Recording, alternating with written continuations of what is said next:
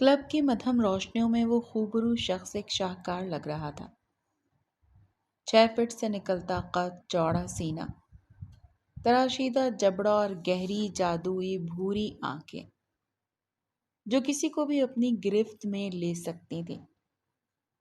سیاہ ریشمی بال بے پرواہی سے ماتھے پر بکھرے ہوئے تھے، جیسے کسی فنکار کے ہاتھوں تخلیق کی گئی ایک دلکش پینٹنگ ہو۔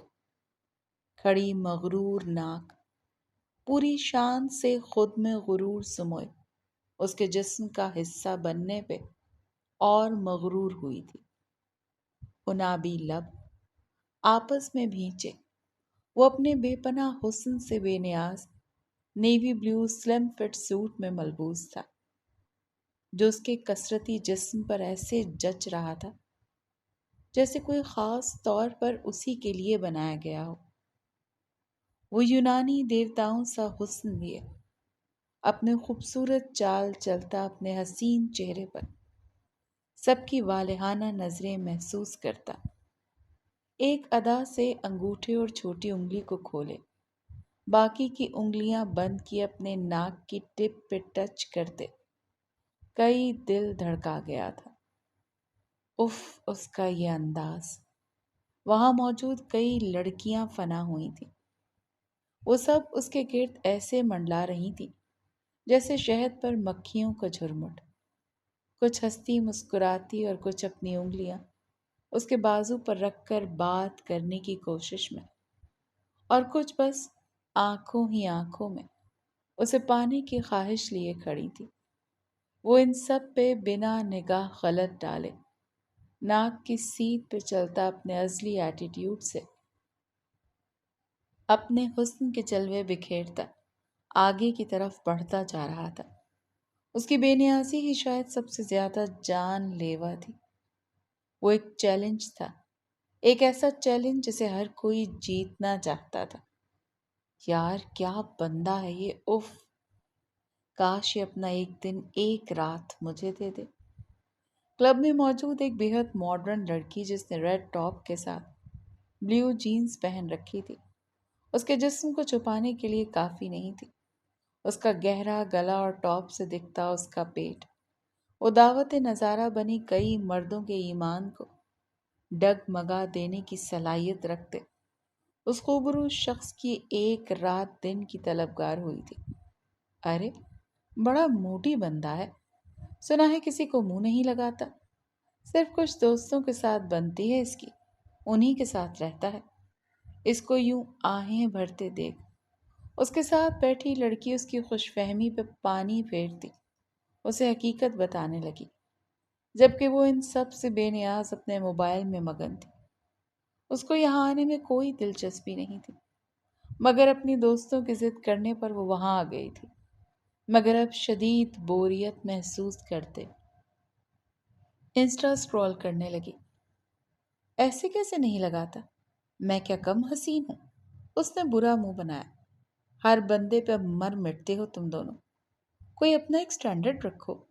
وہ اپنی لمبی مخروطی انگلیوں کی نفاست سے تراشے گئے ناخنوں پر پونک مارتے خود کے حسن پر غرور کرتی ایک ادا سے بولی، جبکہ دوسری لڑکی اس کی بات پر سر جھٹک کر رہ گئی۔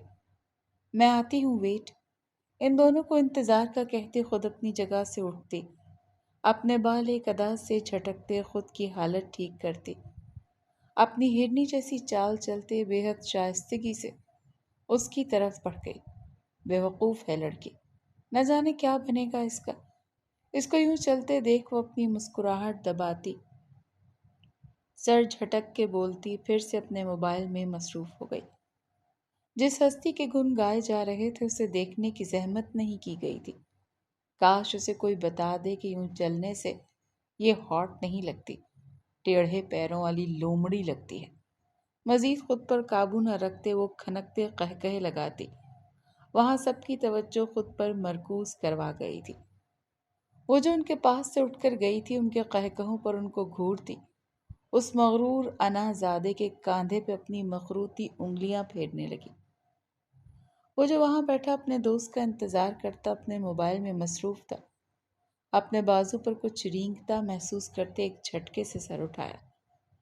جہاں سامنے ایک آفت کھڑی اس کو تک رہی تھی، وہ ایک جھٹکے سے اپنی جگہ سے اٹھتا اس کا خوبصورت ہاتھ جھٹک گیا۔ "You stupid girl! How dare you!" وہ اس کا ہاتھ پیچھے کو پھینکتا اس سے 2 قدم پیچھے کو لیتا شدت سے چیخا۔ اس لڑکی کی ہمت کیسی ہوئی اس کو چھونے کی؟ اس کے یوں چیخنے پر جہاں وہ اپنی جگہ سفید پڑی تھی، وہیں لیزا کے لبوں پہ رقصہ مسکراہٹ پھیکی پڑی۔ اسے اندازہ نہیں تھا وہ اسے یوں ذلیل کرے گا۔ ایڈیٹ! سارے کپڑے گندے کر دیے۔ وہ اس کی طرف سے 2 قدم پیچھے لیتا اپنے کاندھے کو ٹشو سے صاف کرتے بے حد کوفت سے بولا۔ اس کے اس ایکٹ پر لیزا کا چہرہ اہانت سے سرخ پڑا۔ کیا وہ اپنا کاندھا اس لیے صاف کر رہا تھا کہ لیزا نے اسے چھوا؟ اس کے ایکٹ پر وہ کاندھے سے اس کی شرٹ کھینچتی اپنی طرف کرنے لگی۔ بھاڑ میں گیا اس کا حسن اور بھاڑ میں گئی ایک رات۔ اس کی ہمت کیسے ہوئی اس سے یوں بات کرنے کی؟ اس کے ہاتھ ایک دفعہ پھر سے اپنے کاندھے پر محسوس کرتے اس کے ماتھے کی رگیں ابھری تھیں۔ اپنے غصے سے وہ خود خوف کھاتا تھا۔ اسے غصہ بہت کم آتا تھا۔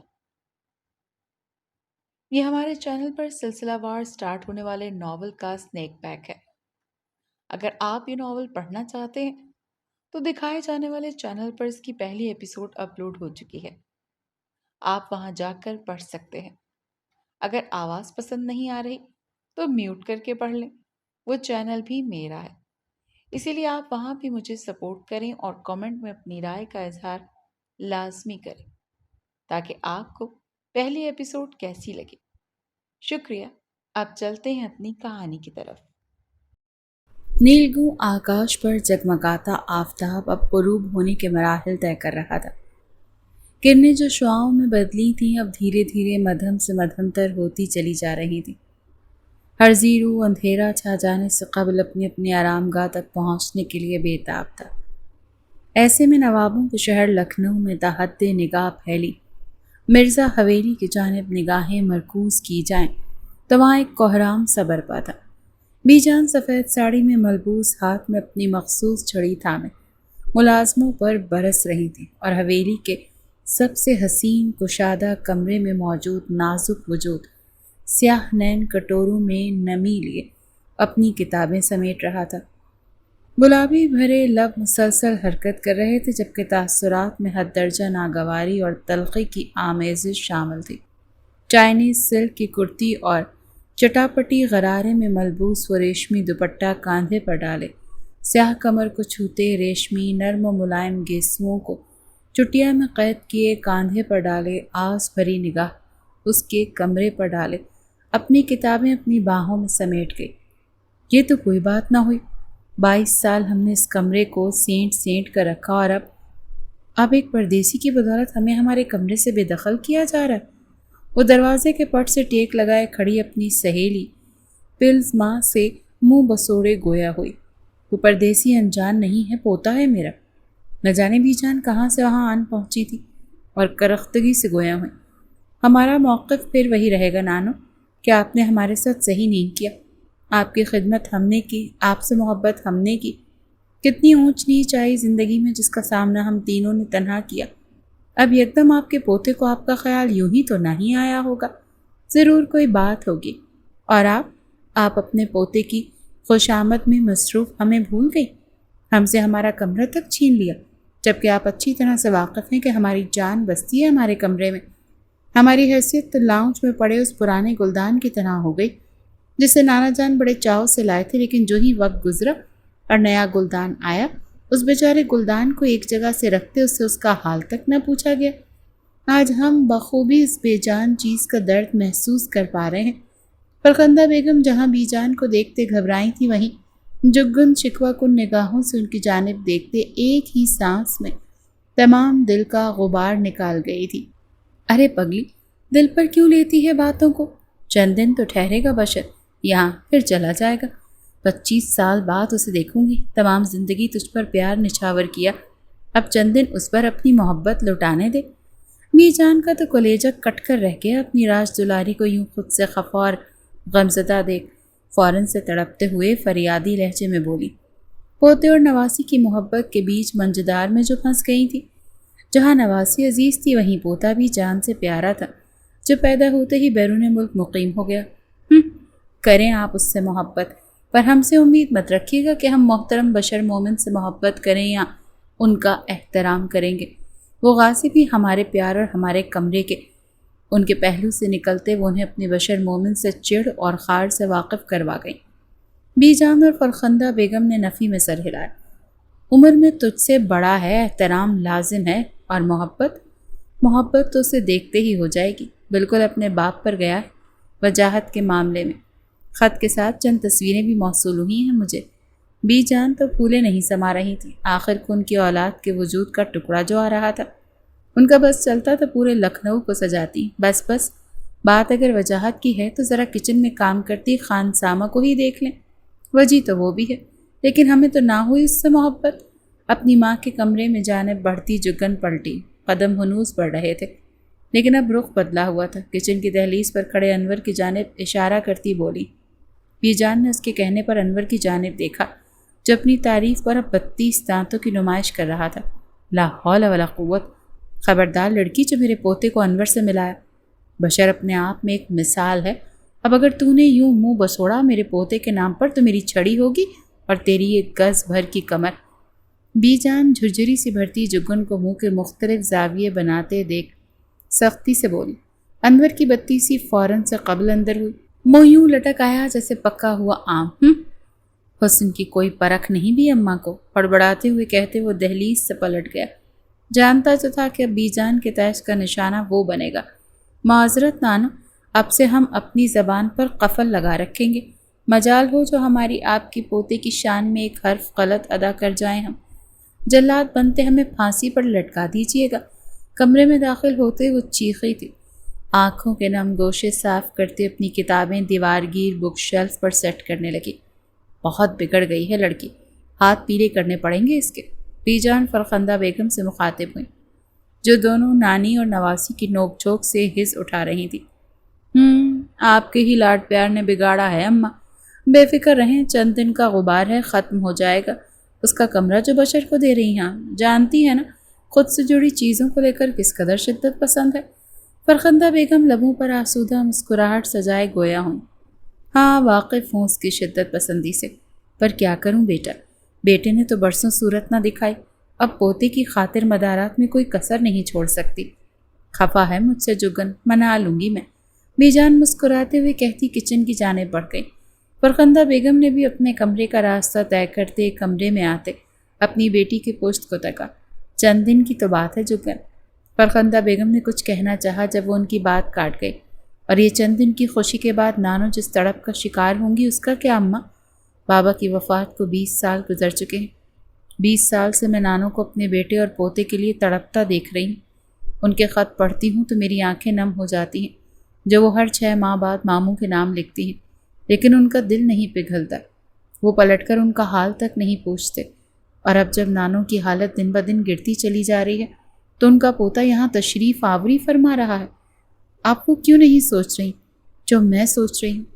جگن کی نفرت کی اصل وجہ سامنے آئی تھی۔ وہ تیش اور اشتعال میں کہتی آخر میں جھنجھلا سی گئی، کیا سوچ رہی ہوں؟ فرخندہ بیگم اس کی سوچ تک رسائی حاصل نہیں کر پائی تھی، اچنبے میں مبتلا ناسمجھی سے گویا ہوں۔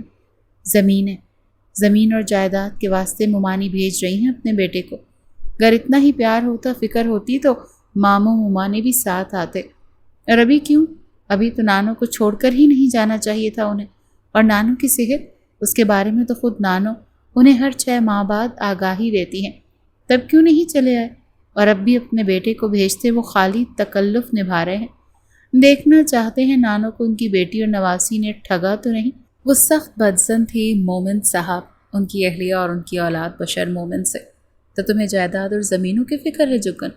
فرخندہ بیگم کا لہجہ سرد ہوا۔ جگن تعصب سے نفی میں سر ہلا گئی۔ میری بلا سے وہ میرے حصے کی بھی زمین رکھ لیں، لیکن میری نانو سے یہ جھوٹے پیار کا دکھاوا مت کریں، ہم سے کھیل نہیں کھیلیں۔ جب وہ چلا جائے گا تو نانو جس حال میں مبتلا ہوں گی، جس تکلیف سے گزریں گی وہ میں جانتی ہوں اماں، اور میں بس انہیں تکلیف میں نہیں دیکھ سکتی، میں انہیں اس تکلیف سے بچانا چاہتی ہوں۔ میرا بس چلے تو میں بشر مومن کو کبھی بھی یہاں آنے نہیں دوں، اور اگر وہ آ بھی جائے تو یہاں سے کبھی جانے نہ دو۔ وہ پلٹتے اپنی کتابیں سمیٹتے بھرائی ہوئی آواز میں گویا ہوئی۔ فرخندہ بیگم اس کی بی جان سے محبت سے واقف تھی، اسی لیے خاموش رہی۔ کہیں نہ کہیں انہیں بھی ان سب چیزوں کا احساس تھا، لیکن اس کا اظہار وہ نہیں کر پائی تھی۔ ابھی بات مزید بڑھتی کہ حویلی کے سرخ اینٹوں پر گاڑی کے ٹائر چڑچڑائے۔ کتابیں سیٹ کرتا جگن کا ہاتھ ساکن ہوا۔ آ گیا بشر۔ جگن، تمہیں میرا واسطہ ہے، اپنی یہ فراٹے بھرتی زبان اور تاثرات پر تھوڑا قابو رکھنا۔ میں نہیں چاہتی کہ کوئی بدمزگی ہو۔ اماں بہت خوش ہیں بچے، ان کی خوشی برباد نہیں کرنا۔ فرخندہ بیگم پرجوشی سے کہتے پلٹی تھیں کہ کچھ یاد آنے پر اسے تلقین کر گئیں۔ جگن نے بنا پلٹے اس بات میں سر ہلایا۔ فرخندہ بیگم مطمئن ہوتی دہلیز عبور کر گئیں۔ بھائی کی اولاد آج برسوں بعد حویلی میں قدم رکھنے والی تھی۔ وہ اسے باہوں میں بھرتے اپنے بھائی کو محسوس کرنے کے لیے بے تاب تھی۔ وقتی خوشی ہے اماں، یہ لوگ تو نانا کو ان کے حال پر چھوڑے دیش و دیش میں یوں مگن ہوئے جیسے پلٹ کر اپنے اصل کی جانب دیکھا تک ہی نہیں۔ مدھم آواز میں بڑبڑاتے وہ کمرے میں موجود کھڑکی کی جانب بڑھ گئی۔ متجسس تو دل بھی تھا بشر مومن کو دیکھنے کے لیے، آخر اس کی شان میں صبح شام نانوں سے قصیدے جو سنے تھے۔ کھڑکی کے نزدیک آتے ہاتھ کی مدد سے سفید ریشمی پردے کو ذرا سا کھسکایا کہ دودھیا کلائی میں بھر بھر کر پہنی چوڑیوں نے شور سا مچایا۔ پنجوں کے بل اونچا ہوتے اس کی سیاہ نگاہوں نے بشر مومن کی تلاش کی، اور جلد تلاش ختم بھی ہوئی۔ سیاہ کاجل لگی نگاہیں سفید سزوکی سے اترے اس ہٹے کٹے نوجوان پر جم سی گئیں، جو فارمل شرٹ اور بیل باٹم پینٹ میں ملبوس بالوں کو جیل کی مدد سے سیٹ کیے لبوں پر مسکان سجائے گاڑی سے باہر نکلا۔ بھوری ایک خاص چمک سے لبریز نگاہیں ستوا ناک جو اس کی مغروریت کا صاف اعلان کر رہی تھی، مونچھوں تلے چھپے انابی لب جن کے کونے ذرا سے سیاہی مائل تھے، داڑھی سے سجا چہرہ حد درجہ وجیح تھا۔ ٹیلی ویژن پر آنے والے اور افسانوی کتابوں میں لکھے ان تمام ہیرو جن کی وجاہت سے وہ مروب ہو جاتی تھی، اب ان آنکھوں کے سامنے حسین مرد دیکھتے چھوٹی سی ناک چڑھا گئی، جبکہ دل نے بے ساختہ زوروں سے دھڑکتے اپنی موجودگی کا احساس دلاتے نانوں کی بات کی تائید بھی کی تھی۔ ان کا پوتا واقعی ایک وجیح مرد تھا۔ ہمیں کیا، ہمیں تو سورج سے زیادہ سیرت بھاتی ہے، اور جناب کے انابی لبوں کی سیاہی مائل کونے ان کی سیرت کے تمام راز افشاں کر رہے ہیں۔ اس کی سگریٹ نوشی کے بارے میں جانتے منہ بناتے، اپنے دل سے ہم کلام تھی۔ اپنے دل کا یوں باغی ہونا ایک آنکھ نہ بھایا تھا۔ کھڑکی کا پردہ منہ بسوڑے ٹھیک کرتے وہ پلٹی کے عین اسی وقت نانو کی آواز گونجی، جگن آجا، دیکھ آ گیا ہے بشر۔ نانو جس قدر بےتابی سے بولی تھی، اسے تو یوں معلوم ہو رہا تھا جیسے جگن بشر مومن کے انتظار میں گھڑی پر نظریں جمائے بیٹھی لمحے گن رہی تھی۔ اف نانو، کیا سوچیں گے وہ کہ ہم ان کی راہ میں اپنی آنکھیں اور کان لگائے بیٹھے ہیں کہ بشر مومن حویلی میں قدم رنجاں فرمائیں اور ہم ان کے آگے پھول کی پتی بنتے بچتے چلے جائیں۔ کلستے ہوئے سوچتی وہ ضبط کے کڑے مراحل سے گزرتی کمرے سے باہر نکلی تھی۔ لاؤنج میں قدم رکھتے ہی اس کے قدم منجمد ہوئے تھے۔ مردانہ دلکش قہقہا جو سماعتوں تک رسائی کر گیا، جبکہ مہنگے کلون کی خوشبو حویلی میں چھاتے فضا کو یکسر بدل گئی۔ جگن نے نظریں اٹھائے صوفے پر شان سے براجمان بشر مومن کی جانب دیکھا، جو بی جان کی بات پر سر ذرا سا جھکائے ہنس رہا تھا۔ الہی، یہ دلکش منظر تھا۔ سفید موتی جیسے چمکدار دانت ایک قطار میں جڑے انتہائی حسین لگ رہے تھے۔ دل نے پھر شور مچاتے خاموشی کی چادر اوڑھ لی، اور جگن پھر جھنجھلا سی گئی۔ لو آ گئی جگن۔ نانو کے کہنے پر بشر نے نگاہیں اٹھائے ان کی نظروں کے ارتکاز میں دیکھا۔ بھوری نگاہیں سیاہ نگاہوں سے ٹکرائیں، ایک زوردار تصادم ہوا، مانو دو لہریں آپس میں ٹکرائی ہوں۔ ارد گرد کی ہر شے ساکن ہوئی تھی۔ وقت کا رکنا دیکھا ہے کبھی؟ ان دونوں کے مابین یہ لمحہ جیسے تھم سا گیا۔ بھوری نگاہیں یکٹک سیاہ اندھیری رات سی نگاہوں میں دیکھ رہی تھیں، اور پہلو میں بے جان پڑا دل اب تیز دھڑکتے صدائیں دے رہا تھا کہ اس کا کام محض خون کی روانی کا نہیں، اس کا ایک اور پیشہ ہے، یار کے قدموں تلے بچھ جانا، ایک روگ کو اپنا لینا، ایک جذبے میں فنا ہو جانا۔ جگن نگاہوں کے اس تصادم پر گھبرائی تھی۔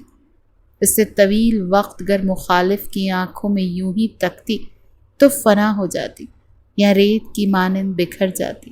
وہ گھنی پلکیں عارض پر سایہ فگن ہوتے تصادم کو توڑتے فضا میں چھایا سکوت بھی توڑ چکی تھی۔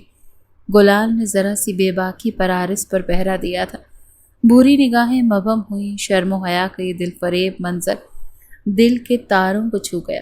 بری نگاہیں کانپتی اٹھتی پلکوں کے دلکش رقص سے مسرور ہوتے، اس کے عارض پر پھیلے گلال سے ہوتے، اس کی چھوٹی سی ناک سے جس میں چاندی کا چھلا ڈال رکھا تھا ہوتے ہوئے، گلابی لبوں اور پھر ٹھوڑی تلے اس دل پر جا اٹکی۔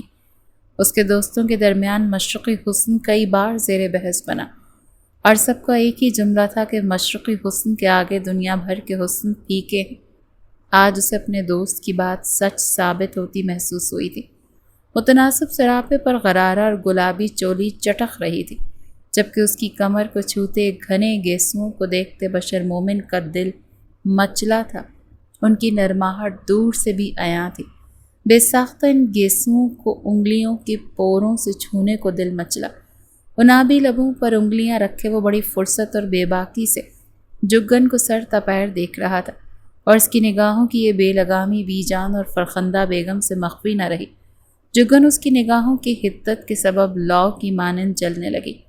شرم کے سبب وہ پاؤں کے ناخنوں سے لیتے کان کی لو تک سرخ ہوئی تھی۔ بے ساختہ دل نے پردہ پوش ہو جانے کی آرزو کی۔ وہ اس کی نظروں سے خائف ہونے کے ساتھ ساتھ محجوب بھی ہوئی تھی، لیکن مجال تھی جو مقابل کو رتی برابر بھی ماحول کا احساس ہوا ہو۔ وہ تو نہیں، البتہ جگن ضرور بی جان اور فرخندہ بیگم کی موجودگی میں شرم سے پانی پانی ہوئی تھی۔ ڈھیٹ ابن ڈھیٹ، یہ کیا مغربی ملک سمجھ رکھا ہے محترم نے جو دیدے پھاڑے دیکھ رہے ہیں؟ صحیح تھے، ہم مغرب میں رہنے والے مرد مغربی روایت کو اپناتے بے شرم اور بے حیا ہو جاتے ہیں۔ دانت پر دانت جمائے سوچتی وہ مقابل کی ٹکٹکی کو توڑنے کا کوئی حربہ سوچ رہی تھی۔ ایک دم دماغ میں خیال نے کنڈا مارا۔ پانی لاؤں میں نانو؟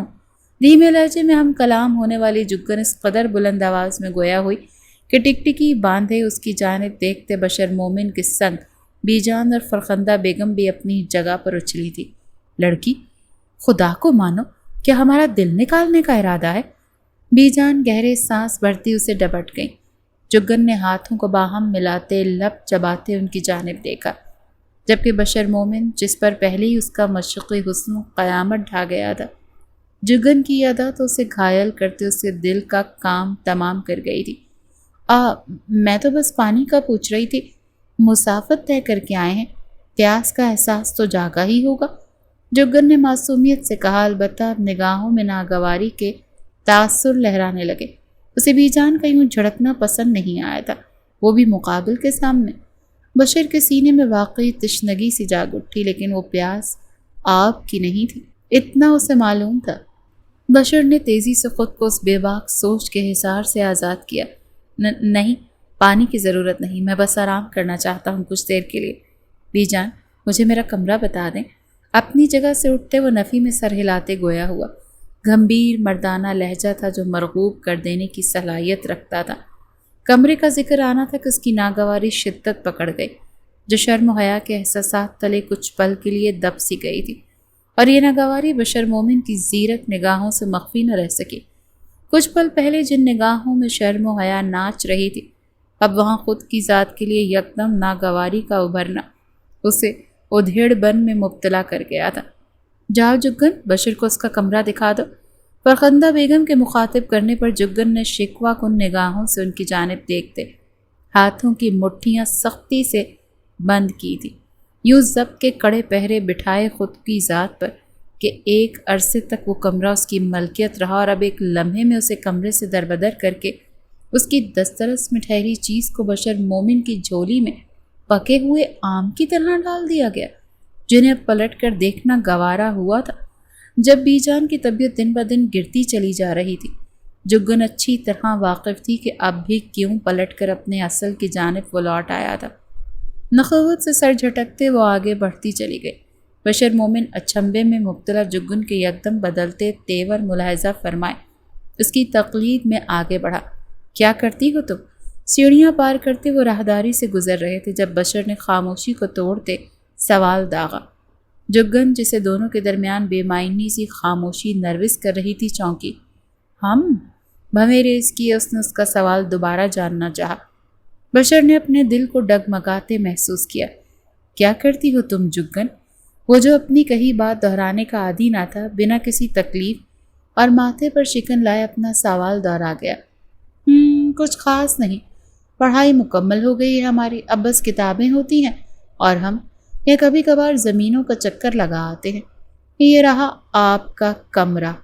جگن کو مقابل کی بھوری چمکدار نگاہوں کا یوں خود پر گڑے رہنا گھبراہٹ پہ مبتلا کر رہا تھا۔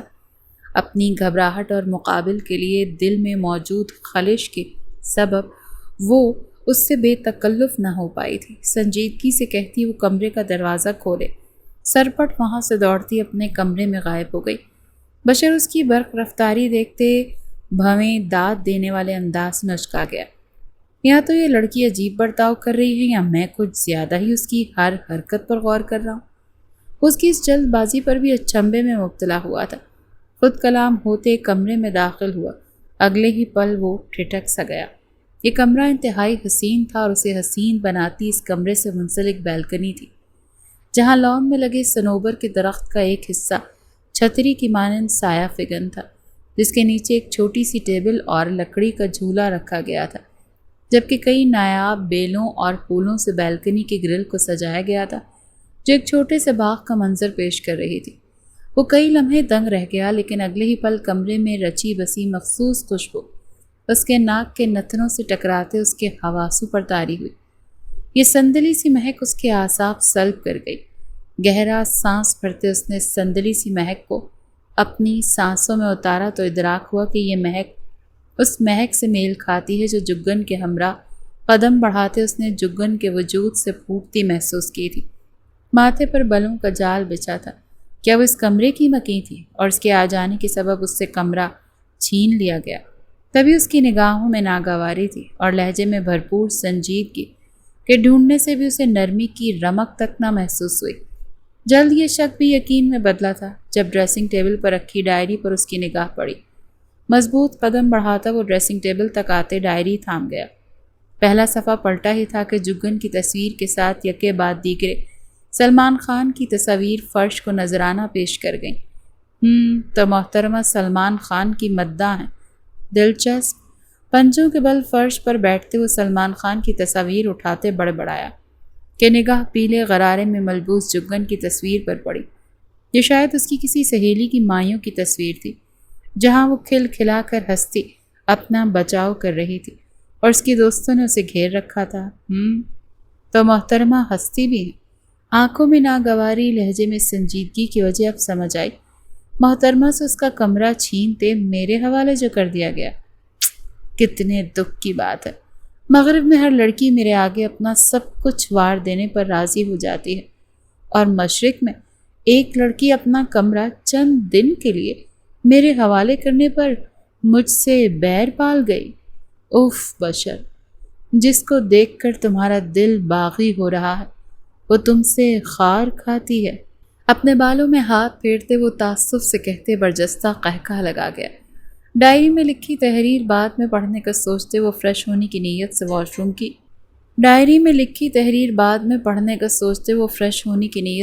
روم کی جانب بڑھ گیا۔ جگن کس چیز کی تلاش جاری ہے بیٹا؟ اسے چیزیں ادھر سے ادھر پٹکتے دیکھ فرخندہ بیگم نے استفسار کیا۔ جگن نے ماتھے پر شکنوں کا جال لیے پلٹتے ان کی جانب دیکھا۔ ڈائری؟ اماں، ہماری ڈائری نہیں ہے یہاں، قدے پریشانی سے کہتے اس نے اپنا نچلا لب دانتوں تلے دبایا کہ یکدم دماغ میں جھماکا ہوا۔ ڈائری اس کمرے میں نہیں تھی، یقیناً وہ اپنے کمرے میں بھول آئی۔ بعد میں ڈھونڈ لینا، ابھی آؤ نیچے، رات کے کھانے کی تیاری کروانی ہے۔ فرخندہ بیگم جب فریش ہونے کی نیت سے کمرے میں آئی تھی، اپنی بنارسی ساڑی کا پلو ٹھیک کرتے کہتی کمرے سے روانہ ہوئی۔ جگن اس بات میں سر ہلا گئی جبکہ چہرے پر کشمکش بھرے تاثرات نے ڈیرا جمایا۔ ڈائری یقیناً ہمارے کمرے میں ہی ہوگی، ہمیں جلد وہاں سے لانی ہوگی۔ اف خدایا، اس ڈائری میں ہماری سلمان خان سے محبت کے پروانے درج ہیں۔ اگر بشر کی نظر پڑ گئی پھر کس منہ سے ہم ان کا سامنا کریں گے؟ زیر لب بڑبڑاتے وہ ہاتھوں کو مروڑتے اگلے ہی پل کمرے کی دہلیز عبور کر گئی کمرے کا دروازہ ذرا سا واک کرتے جگن نے تھوک نگلتے کمرے میں نظر دوڑائی تھی، جہاں بشر مومن کی غیر موجودگی بھانپتے اس کی سانس میں سانس آئی۔ نگاہوں کے سامنے بارہا اس کی بے باک نگاہیں گردش کر رہی تھیں، جن کی حدت اور تپش کی تاب لانا اس کے بس سے باہر تھا۔ وہ مقابل سے گریز برتنے کا ارادہ رکھتی تھی، لیکن اپنی ڈائری اور اس میں درج اپنی محبت کے افسانے وہ کسی صورت اس شخص کے ہاتھ نہیں لگنے دے سکتی تھی۔ کاندھوں سے پھسلتا ریشمی دوپٹہ سنبھالتے جگن نے کمرے میں قدم رکھا۔ ایک آس بھری نگاہ اپنے کمرے میں ڈالتی وہ دل محسوس کر رہ گئی۔ اس کے کمرے کو مکمل بدل دیا گیا تھا، ماں سوائے اس بیلکنی کے۔ شام ڈھل چکی تھی، آسمان پر چودھویں کا چاند اپنے جوبن پر رہا کہ گھپ اندھیرے میں ڈوبی سرزمین پر ہر سو چاندنی بکھری ہوئی تھی۔ سیاہ گھٹور نگاہیں سیاہ آسمان پر آب و تاب سے جگمگاتے چاند سے ہوتی ڈریسنگ ٹیبل کی جانب اٹھی، جہاں موجود ڈائری دیکھتے جگن کے لبوں پر پرسکون مسکراہٹ نے بسیرا کیا۔ قدم بڑھاتے ڈائری تک پہنچی ہی تھی کہ اسی لمحے پوری حویلی اندھیرے میں ڈوبی۔ ابھی اس افتاد سے سنبھلی نہ تھی کہ واش روم کا دروازہ کھولے بشر مومن شرٹ لیس بھیگا سینہ لیے باہر نکلا اور دروازے کی تلاش میں پیچھے کی جانب قدم بڑھاتی جگن اس کے سینے کا حصہ بنی۔ غضب تو یہ کہ جو چاندنی کمرے تک رسائی کر رہی تھی، بادلوں نے اس کی راہ میں بھی رکاوٹ کرتے اندھیرے کو مزید گہرا کیا۔ جگن کی آنکھیں تحیر سے پھیلیں، پشت پر مضبوط چٹانی سینہ محسوس کرتے بدن پسینے سے شرابور ہوا۔ لب ہلکے سے واہ ایک بے ساختہ چیخ نے حلق تک رسائی حاصل کی، جسے لبوں سے ادا ہونے سے قبل ہی بشر مومن اپنے مضبوط ہاتھوں تلے دبا گئے۔ اپنے انتہائی نزدیک مخصوص مہک پر سینے سے ٹکراتے ایک مومی وجود کو محسوس کرتے وہ لمحوں کی تیزی سے شناسائی کے مراحل طے کرتا مقابل کا متوقع رد عمل سوچتے اس کے لبوں پر ہاتھ جماتے، دوسرا ہاتھ اس کے پہلو سے گزارتے اسے ایک ہی جست میں دروازے سے لگا گیا۔ چاند کو اپنے دامن میں چھپائے سیاہ بادل ہٹتے چلے گئے۔ چاندنی نے پھر زمین پر اپنے پر پھیلائے، بھوری پرشوق نگاہیں سیاہ ہرنی کی مانند آخری حد تک پھیلی نگاہوں میں براہ راست جھانکنے لگی، مانو آنکھوں کے ذریعے اس کی ذات کے ہر پہلو، ہر پوشیدہ راز جاننا چاہتی ہوں، مانو نگاہوں کے ذریعے اس کے دل تک رسائی حاصل کر لینا چاہتی ہوں، جس کی بے ترتیب دھڑکنوں کی دھمک اسے اپنی سماعتوں میں گونجتی محسوس ہو رہی تھی۔ جگن کو اپنے حصار میں یوں سہمی ہرنی کی مانند محصور دیکھ بشر کے لبوں پر مسرور سی مسکان نے بسیرا کیا۔ وہ فرط مسرت میں ڈوبا تھا، جبکہ جگن کا حال تو یوں تھا مانو جان ہتھیلی پر آن سجی ہو۔ وجود لرزش کا شکار ہوا تھا۔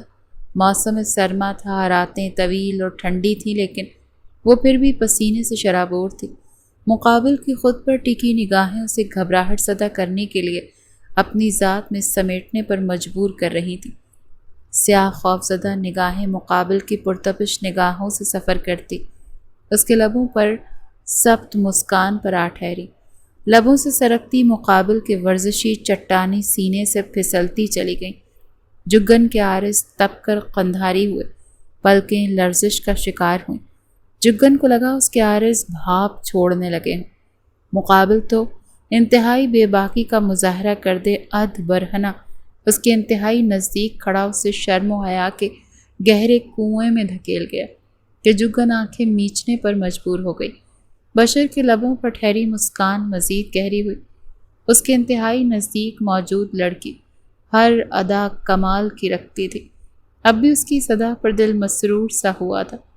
محترمہ، کسی کے کمرے میں بنا اجازت چوری چھپے آنا آداب اور تمیز کے خلاف مانا جاتا ہے، اور میرے خیال سے مشرق میں ایک لڑکی کا ایک لڑکے کے کمرے میں یوں داخل ہونا معیوب سمجھا جاتا ہوگا، نہیں؟ جگن کے کان کے نزدیک جھکتے شوخی برے سرگوشی کی۔ جگن نے پٹ سے آنکھیں کھولی، پوری نگاہوں کو خود پر ٹکا دیکھ لہجے بھر کو گھبرائی، لیکن پھر اپنی ازل میں لوٹ آئی۔ اسے بشر کی بات ناگوار گزری تھی۔ یہ کمرہ ہمارا تھا، لفظوں پر زور دیا گیا۔ مقابل کے لیے ناگواری انگ انگ سے پھوٹ کر ظاہر ہونے لگی۔ بشر کے دل میں نہ جانے کیوں جگن کو خود سے اس قدر ناگوار دیکھ ایک پھانس سی چبھی تھی۔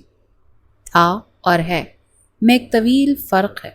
یہ کمرہ آپ کا تھا اور اب میرا ہے. دلجلی مسکان لبوں پر سجائے وہ جگن کو مشتعل کر گیا. جگن نے لب بھینچے اس کی جانب دیکھا. سیاہ نگاہوں سے خوف کی پرت ہٹتی چلی گئی. وہاں اب تیش اور ناگواری نے اپنی جگہ بنائی تھی، جبکہ دل تو بلیوں کی مانند سینے میں اچھل کود کر رہا تھا. کیا چاہتے ہیں آپ؟ جگن نے معاملے کو رواں دواں کرنا چاہا. اسے فی الوقت بشر کے حصار سے آزادی چاہیے تھی. معافی. اطمینان سے ایک لفظی جملہ کہتے وہ جگن کو تاؤ دلا گیا. معافی؟ کس چیز کی معافی؟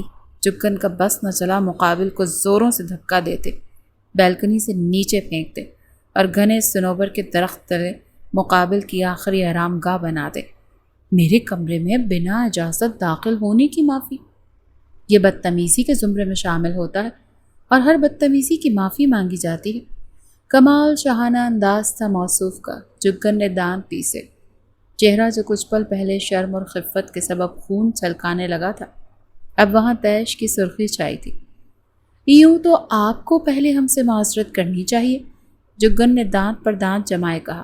بشر کے چہرے پر الجھن بھرے تاثرات چھائے. کیا کہنا چاہتی ہیں محترمہ؟ ذرا کھل کر کہیے. نگاہوں میں نہ سمجھی اور تاثرات میں الجھن، لیکن پھر بھی لہجہ شوق تھا. کسی کے حق پر ڈاکہ ڈالنے والے کو غاصب کہا جاتا ہے، اور آپ نے ہمارے حق پر ڈاکہ ڈالا ہے. ہمارا کمرہ ہم سے چھین کر آپ غاصب بن گئے ہیں. اسی سبب آپ کو پہلے معذرت کرنی چاہیے، جگن تپے انداز میں بولی. بشر کا دل گدگدایا. محترمہ، اتنا سنگین الزام مجھ معصوم پر؟ تھوڑا رحم کھائیے. مجھے تو رتی برابر علم نہیں تھا کہ آپ سے کمرہ چھین لیا جائے گا. آپ کہتی ہیں تو میں ابھی دادی سے بات کرتا ہوں. شریر لب و لہجہ اپنائے وہ جگن کو زج کر رہا تھا، جو اس کی سانسوں کی تپش کے سبب جھنجھلاہٹ کا شکار ہو رہی تھی. اس کی بات پر مختل حواس لیے اس کی جانب متوجہ ہوئے. آپ سمجھتے کیا ہیں خود کو بشر مومن؟ پہلے ہم سے ہمارا کمرہ چھینا اور اب یہ سب کرتے؟ آپ ہماری نانوں کی نظر میں برا کرنا چاہ رہے ہیں. نہیں چاہیے ہمیں یہ کمرہ. یہ آپ کو ہی مبارک ہو. ہم تو یہاں، جگن حواس باختہ سی نگاہوں اور لہجے میں بلا کی ناگواری لیے کہہ رہی تھی، جب بشر اس کی بات کاٹ گیا. آپ تو یہاں مجھے دیکھنے آئی تھی. میں آخذ کر چکا ہوں آپ کے یہاں موجودگی کا سبب. آپ پہلی نظر میں مجھ پر فریفتہ ہو گئی کہ دل اب سنبھالے نہ سنبھلا. نگاہوں نے دید کی پیاس جگائی اور آپ دوڑی چلی آئی. نہ جانے کیوں وہ ان لفظوں کا چناؤ کر گیا تھا، حالانکہ یہ لفظ اس کی حالت کو بیان کر رہے تھے، جگن کی نہیں. شاید جگن کی آنکھوں میں اپنے لیے ناگواری دیکھتے اپنے تڑپتے دل کو راحت پہنچانے کے سبب یہ لفظ ادا کر گیا تھا. جگن کے لب حیرت کی زیادتی سے واہ ہوئے. مقابل کے لفظ اسے سٹ پٹانے پر مجبور کر گئے. بشر کو اس کے تاثرات مزہ دے گئے، لیکن اگلے ہی پل کمرے میں ایک زوردار آواز گونجی تھی. بشر مومن کے عارض پر جگن کا زوردار تماچہ رسید ہوا کہ وہ کئی پل گم کی کیفیت میں گھرا اپنے عارض پر ہاتھ رکھ گیا. آپ سمجھتے کیا ہیں اپنے آپ کو؟ یہ آپ کا مغرب نہیں جہاں آپ جیسے چاہیں اپنی باہوں میں بھر لیں گے، جس کے چاہے دل پر قبضہ کر لیں گے، جہاں لڑکیاں آپ کے ارد گرد یوں منڈلاتی ہوں جیسے شہد کے گرد مدھو مکھیاں. آپ کے مغرب کی روایت میں شامل ہوگا عورت کا یوں دل ہتھیلی پر سجائے پھرنا کہ جو آنکھ کو بھایا دل اس کے حوالے کر دیا. یہ مشرق ہے اور مشرق کی لڑکیاں اپنے دل کے دروازوں پر تالا لگا کر رکھتی ہیں. ہمیں محبت ہو بھی جائے تب بھی شرم و حیا کا دامن نہیں چھوڑتے. ہم اس محبت کو خاموش ہی رکھتے ہیں. اور رہی بات آپ سے محبت کرنے یا آپ پر فریفتہ ہونے کی، تو سنیں، جگن کے اتنے بدتر دن نہیں آئے کہ وہ ایک ایسے انسان پر فریفتہ ہو جائے جو اپنے اصل سے دور رہا برسوں، جس کی لالچ اسے واپس حویلی کھینچ لائے، جس نے 25 سالہ زندگی میں پلٹ کر اپنی دادی کا حال تک نہیں پوچھا، لیکن اب جب وہ اپنی زندگی کے آخری دنوں کی جانب قدم بڑھا رہی ہیں تو منہ اٹھائے ڈھٹائی سے واپس آ گئے. آپ میرے نزدیک ایک ناگوار مرد ہیں جس پر فریفتہ ہونا تو دور، اسے نظر بھر کر دیکھنا بھی جگن کی پستی ہے. ہم یہاں اپنی ڈائری لینے آئے تھے. آئندہ اس قسم کی گھٹیا بات کرنے اور ہمارے نزدیک آنے سے پہلے اس تماچے کو یاد رکھیے گا بشر مومن. بگڑے تنفس کے درمیان انتہائی سرد مہری سے کہتے ہوئے غصیلی نگاہ ساکن کھڑے بشر پر ڈالے کمرے سے نکلتی چلی گئی. اس کے ضبط کا شرازہ بکھرا تھا. درمیان میں حائل نزدیکی کمرے کی تنہائی، مقابل کی پرتپش نگاہیں، پھر اس کے شوخ جملے جگن کو عجب سے احساسات سے دوچار کر گئے۔ دل بے قابو ہو رہا تھا۔ بشر مومن اس کے حواسوں پر سوار ہونے لگا تھا۔ اسی سبب وہ دل میں ٹھہری بدگمانی کو زبان پر لائے بشر مومن کو حقیقت سے روح شناس کروانے کے ساتھ ساتھ خود کو بھی باور کروا گئی کہ مقابل محض اس کے نزدیک ایک ناگوار مطلبی مرد ہے جس کی سچائی سے وہ اچھی طرح سے واقف ہے، جبکہ بشر کے لیے اس کا ہر لفظ دنگ کر دینے والا تھا۔ وہ اس کے بارے میں سچائی کا ذکر کر گئی تھی جس سے وہ خود نابلد تھا۔ اسے تو اس کی بی جان سے محبت، اپنا اصل جاننے کا تجسس یہاں لے آیا تھا۔ بی جان کا آخری خط اس کے ہاتھ جو لگ گیا تھا۔ 25 سالہ زندگی میں اس نے ایک بار بھی بی جان کے خطوط تک رسائی حاصل نہیں کی تھی، لیکن جب خط اسے موصول ہوا وہ دوڑا چلا آیا۔ وہ تو اپنی ماں کی قسموں اور وعدوں کو توڑتے یہاں چلا آیا تھا، محض وہ شفقت اور محبت محسوس کرنے جس سے وہ محروم رہا۔ وہ نہ صرف اپنی خود ساختہ سوچ اور بدگمانی کے سبب بشر کو اپنی نگاہوں میں گرا چکی تھی، بلکہ بشر کو بھی اس کی نظروں میں سرخرو نہیں ہونے دیا تھا۔ جبکہ اسے دھتکارتے وہ بشر کی انا پر ایک کاری وار کر گئی تھی۔ دل تو اب بھی بے تاب تھا مقابل کے لیے، لیکن ذہن اس کے لفظوں کی باز گشت کرتے اس کی انا پر گہرے زخم ثبت کر رہا تھا۔ بشر الٹے پاؤں چلتے بیڈ پر ڈھہ سا گیا۔ ٹانگیں پائنتی سے لٹکی ہوئی تھی جبکہ نگاہیں غیر مرئی نقطے پر جمی ہوئی تھی۔ یہ تھپڑ بشر کی زندگی کا پہلا اور آخری تھپڑ تھا۔ نہ جانے کس سوچ نے دماغ میں کنڈلی ماری تھی کہ وہ لبوں پر مسکان لیے جلتی آنکھوں کو بند کر گیا۔ کہاں جا رہی ہو جگن؟ وہ سیاہ چائنیز سلک کی شلوار قمیض اور آرگنزا دوپٹہ سینے پر پھیلائے بالوں کے آگے سے باندھے پشت پر کھلا چھوڑے ہاتھ میں رجسٹر تھامے لاؤنج سے گزر رہی تھی۔ لاکھ کوشش کی تھی کہ لاؤنج کے صوفوں پر براجمان بشر کی جانب دیکھنے سے احتراز برتا جائے اور دامن بچاتے فرار ہوا جائے، لیکن بی جان اس کی تمام کوششوں پر پانی پھیر گئی تھی۔ بی جان کے مخاطب کرنے پر وہ ناچار رکی۔ بشر جو اپنے دھیان میں مگن میگزین کے ورق پلٹ رہا تھا، بے ساختہ نظریں اٹھائے جگن کی جانب متوجہ ہوئے۔ دل پھر زوروں سے دھڑکا۔ سیاہ رنگ اس کی سانولی رنگت پر بے انتہا جچ رہا تھا۔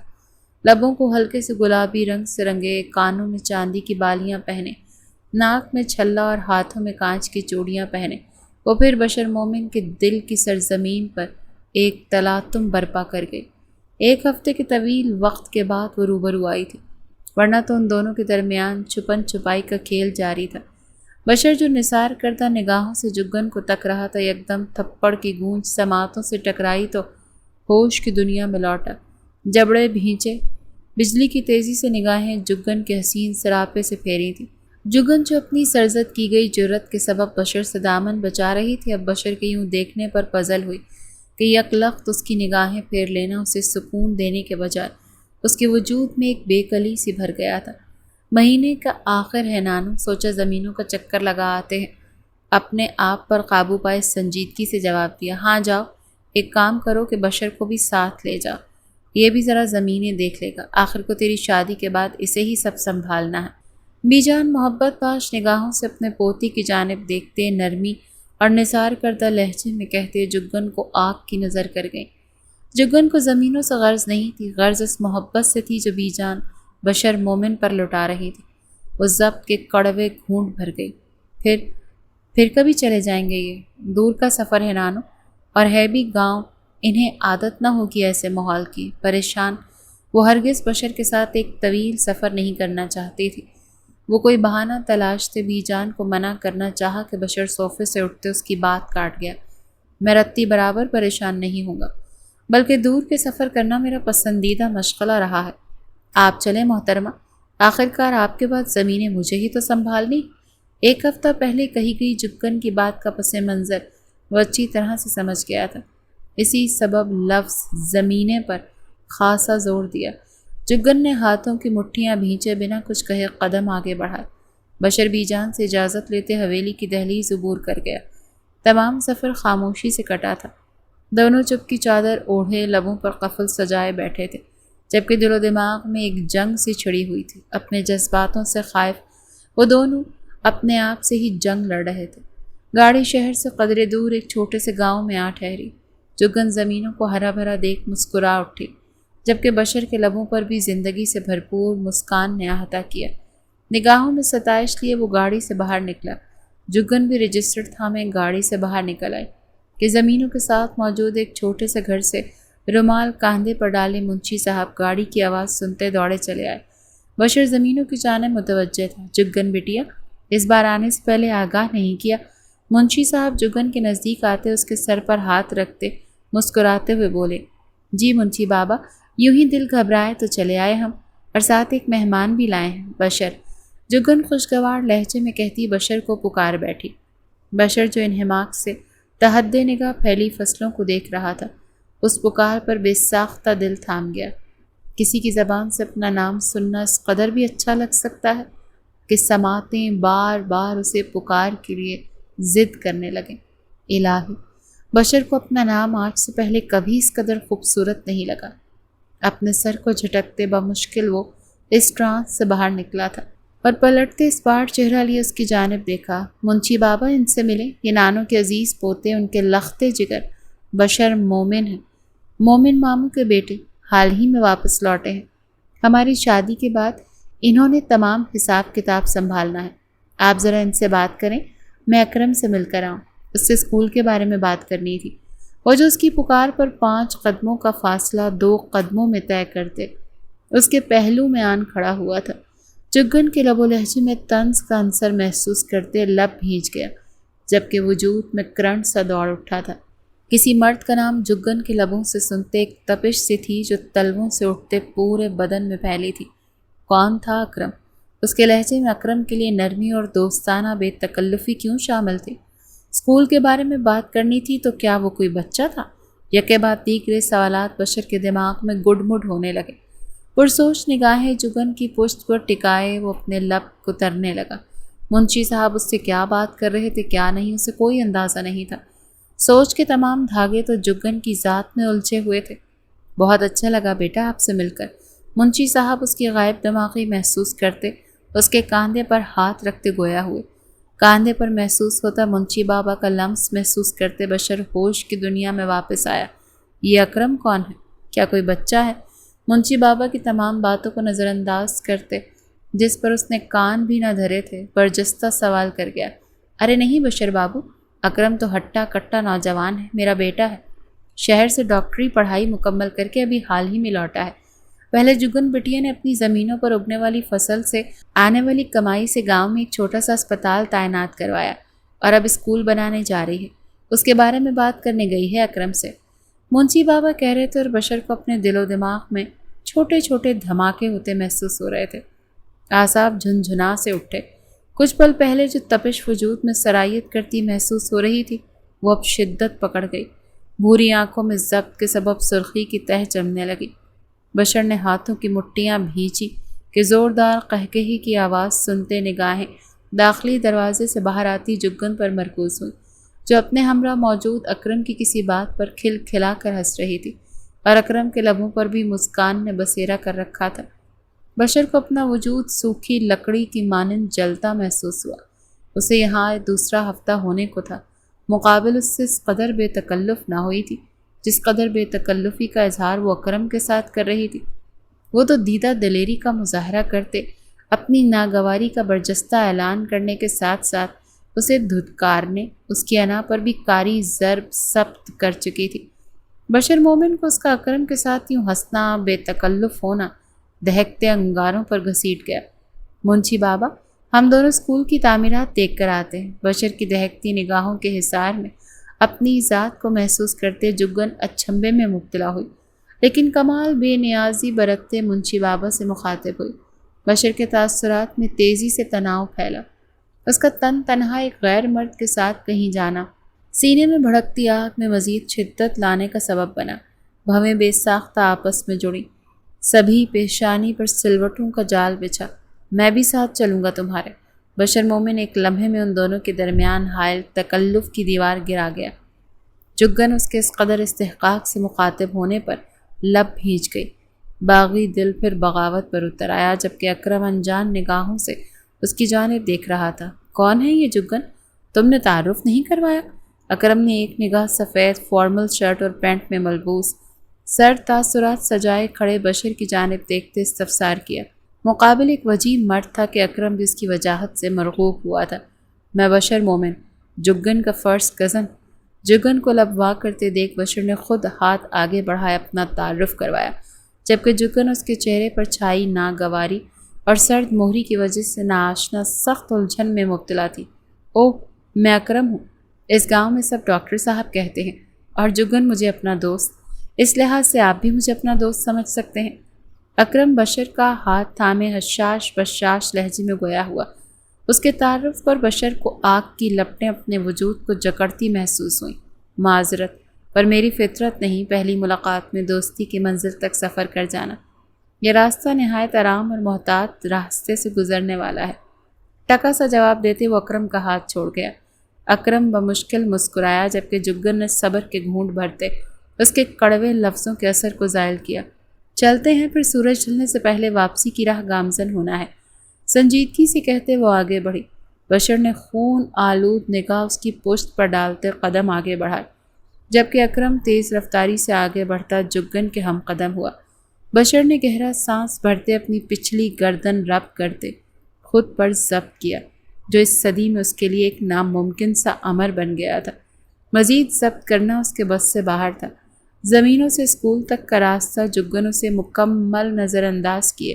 اکرم سے محو گفتگو رہی، اور پھر اسکول کی تعمیرات کے متعلق مزدوروں سے بات کرتے وہ ہر چھوٹی چھوٹی بات کے لیے اکرم کی رائے یوں جان رہی تھی مانو اکرم اس کے لیے بے حد ضروری ہو، اور یہ احساس بشر مومن کو اپنے چہرے پر تپش کے تھپڑوں کی مانند پڑتا محسوس ہو رہا تھا۔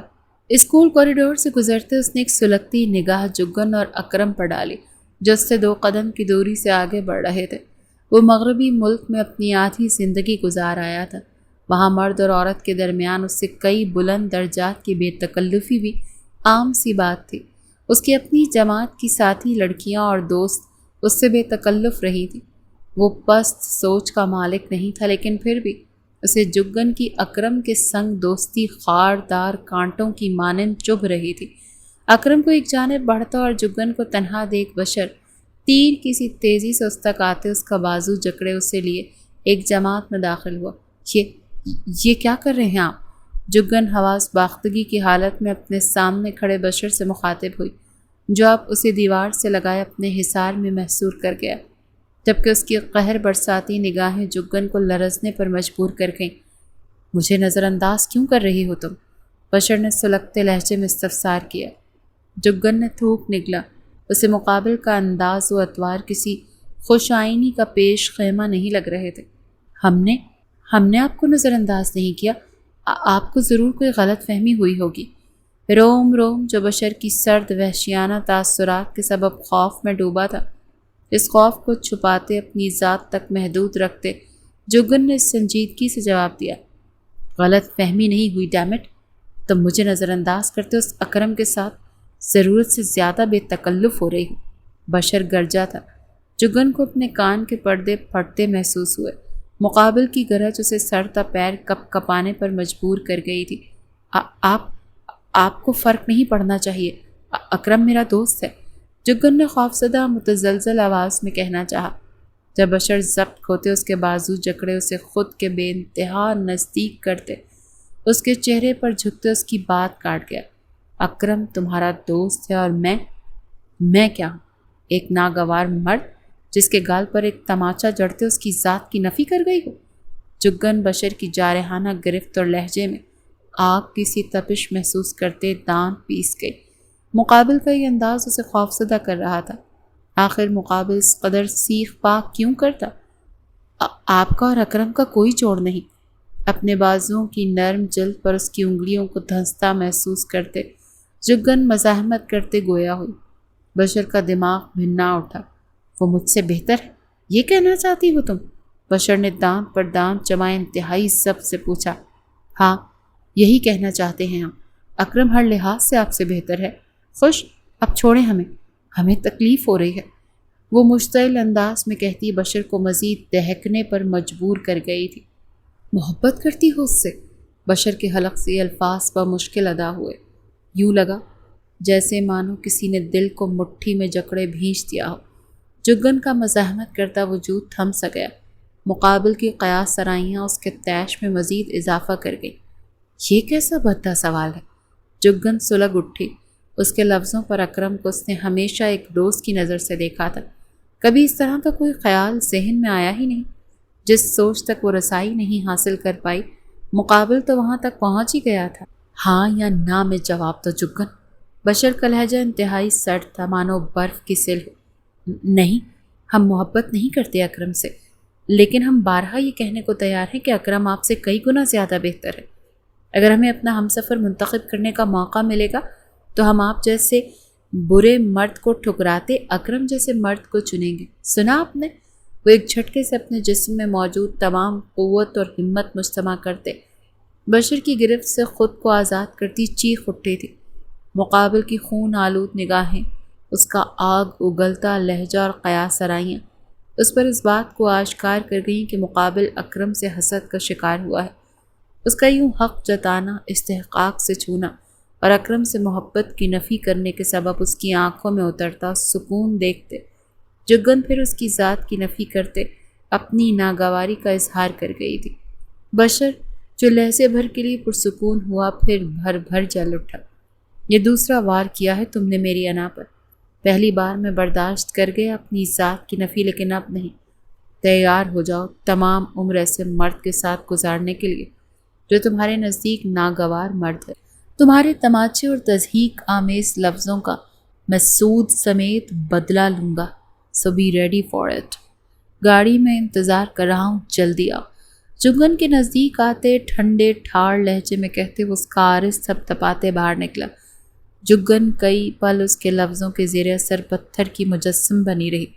مقابل کے لفظ اسے خوفزدہ کر گئے تھے۔ وہ کیا کرنے کا ارادہ رکھتا تھا؟ کیا کرنے جا رہا تھا؟ جگن کو لگا وہ حواس کھو دے گا۔ وہ مقابل کے سنگ ایک لمحہ نہیں گزار سکتی تھی اور مقابل تمام عمر گزارنے کی بات کر رہا تھا۔ چور مچاتا دل جو باغی پن کی راہ پر گامزن ہوا تھا، اس وقت خاموشی کی چادر اوڑھ چکا تھا۔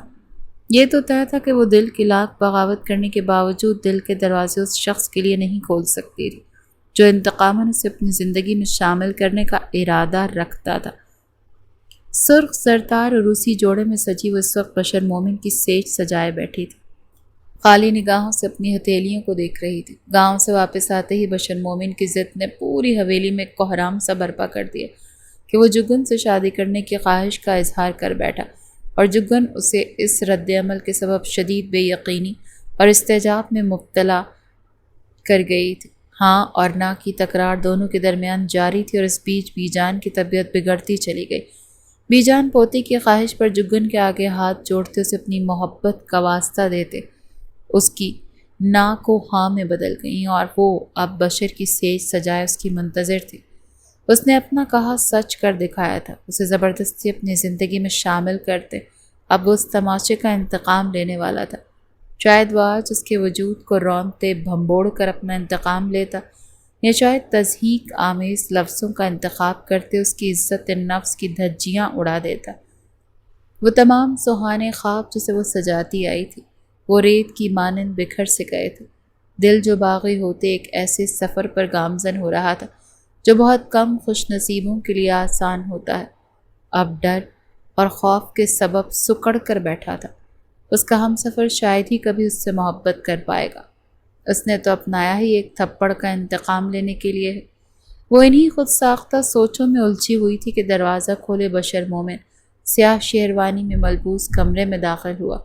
بھوری بے تاثر نگاہیں بیڈ پر لہنگا پھیلائے اپنا دوآشتہ روپ لیے بیٹھی جگن پر مرکوز تھی، جو سادگی میں بھی اس پر قہر ڈھاتی تھی۔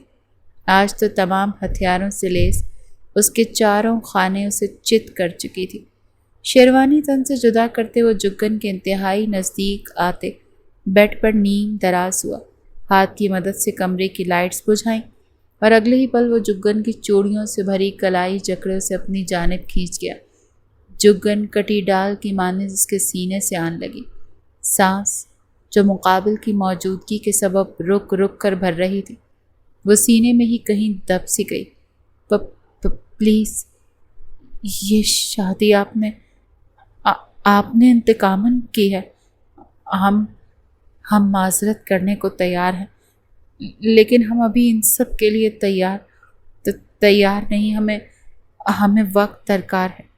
بشر کے سینے پر دونوں ہاتھ رکھے وہ کمرے میں جلتی موم بتیوں کی دھیمی سی روشنی میں اسے دیکھتی اس کی قربت کے خوف کے سبب لرزیدہ آواز میں گویا ہوئی، میرے بس میں نہیں۔ چند لفظ خمار میں ڈوبے اور بوجھل بھاری لہجہ بشر مومن کروٹ بدلتے اس پر حاوی ہوتے اس کی سانسوں پر دسترس حاصل کر گیا۔ ارجگن مزاحمت تک نہ کر پائے، اس کے دونوں ہاتھوں کو جکڑے انتہائی نرمی سے اس کے لبوں سے لب جوڑے اس کی سانسیں پیتے اسے مدہوش ہو رہا تھا۔ ارجگن آنکھیں بند کیے اس کا لمس برداشت کر رہی تھی۔ گزرتا ہر لمحہ بشر کو بے باکی کی جانب لے جا رہا تھا، اور ارجگن اس کی بے باکیاں، اس کی جسارتیں برداشت کرتے اس کے سینے میں ہی چھپنے کی پناہ تلاش کر رہی تھی۔ جیسا اس نے سوچا تھا ویسا کچھ نہیں تھا، نہ بشر مومن کے لمس میں درندگی تھی، نہ اس نے تضحیک آمیز لفظوں کا اظہار کیا تھا۔ لمحہ ب لمحہ رات پگھلتی جا رہی تھی اور جگن اس کے نرم لمس سے بکھرتی، جبکہ سماعتوں میں گونجتی بشر مومن کی معنی خیز مدہوش کن سرگوشیاں اسے شرم سے پانی پانی ہونے پر مجبور کر رہی تھی۔ اس قدر بھی کچھ خاص کشش نہیں تم میں لڑکی، جو میرا بیٹا یوں دیوانہ ہوتے چٹ منگنی پٹ بیاہ کر گیا اور ماں کو بلانا بھی ضروری نہیں سمجھا۔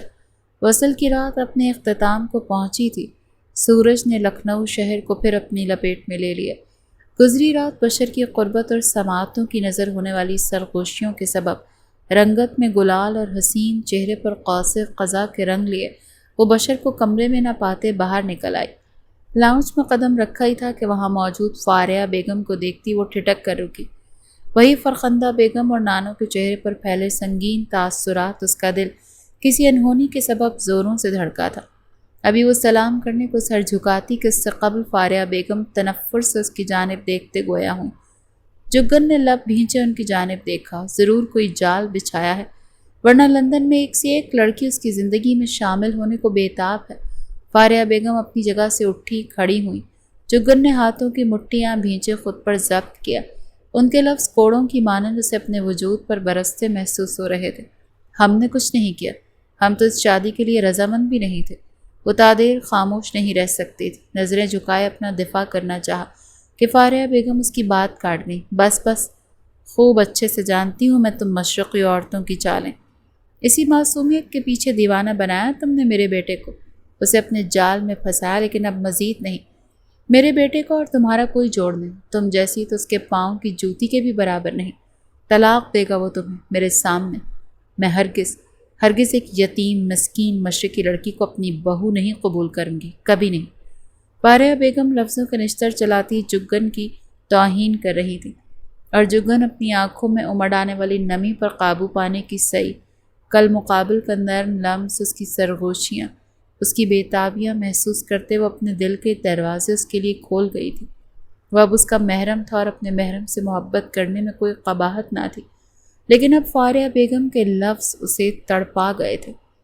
کیا ہو مقابل اسے اپنے رنگ میں رنگتے، اپنی چھاپ اس کے وجود پر چھوڑتے، اس کے دل پر قبضہ جما لینے کے بعد اپنی ماں کے کہنے پر اسے چھوڑ دے اور یوں اپنا انتقام لے۔ وہ مر جائے گی۔ بشر کی جدائی، اس کا دور جانا، اسے چھوڑ دینا واقعی اسے مار دے گا۔